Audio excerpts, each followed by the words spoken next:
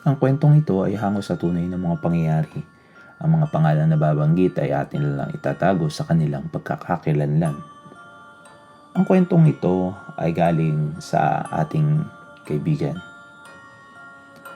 Ito ay kinuwento sa kanya ng kanyang butihing lola.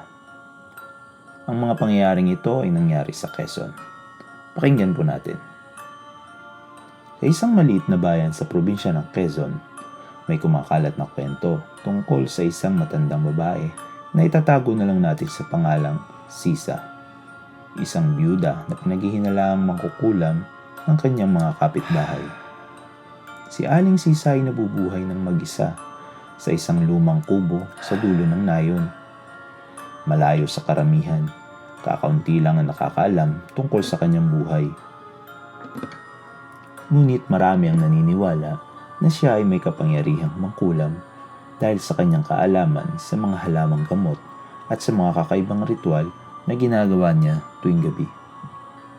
Isang araw, isang matinding sakit ang kumalat sa bayan. Marami ang nagkakasakit at ilan ang mga hindi pa gumagaling. Dahil dito, lalo lamang lumakas ang haka-haka na si Aling Sisa ang may gawa ng lahat ng ito bilang paghihiganti sa mga taong inaakala niyang nagkasala sa kanya. Nagpasya ang mga taong bayan na harapin si Aling Sisa at pilitin siyang itigil ang kanyang mga kulam. Isang gabi, nagtipon-tipon sila at nagmarcha patungo sa kanyang kubo. Ngunit, nang malapit na sila, bigla silang naapahinto nang makita nilang bukas ang pinto ng kubo. At si Aling Sisa ay nakaluhod, umiiyak habang nakatingin sa isang maliit na altar. Nagkalat sa paligid ang mga dahon, ugat at iba't ibang anting-anting. Hinayaan nila si Aling Sisa na magpaliwanag. Dito nila nalaman na ang anak pala niya na matagal nang yumao ay kaarawan ng araw na iyon. Ang lahat ng ritual at pagdarasal na ginagawa niya ay para sa kaluluwa ng kanyang anak at hindi para mangkulam ng sinuman.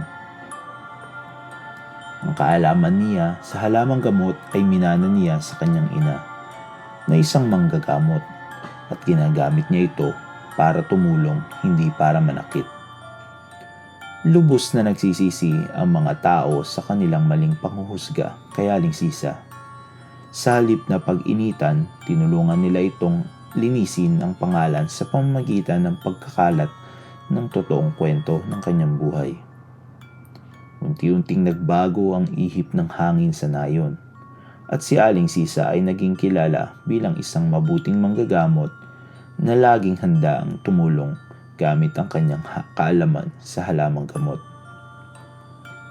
Isang araw, nang muli na namang magkasakit sa bayan, sa halip na takot, kay Aling Sisa sila lumapit para humingi ng tulong.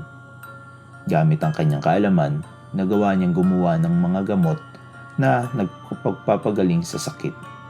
Mula noon, hindi na siya nakita bilang isang mangkukulam, kundi isang mahalagang bahagi ng komunidad. Nagpatuloy ang buhay na sa nayon na may bagong pag-unawa at pagtanggap sa isa't isa.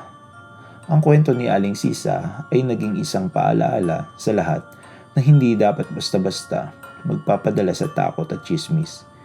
Ipinakita nito na maaaring mayroong liwanag kahit sa pinakamadilim na kwento. At ang pag-unawa at pagtulong sa kapwa ay mas makapangyarihan sa anumang kulam.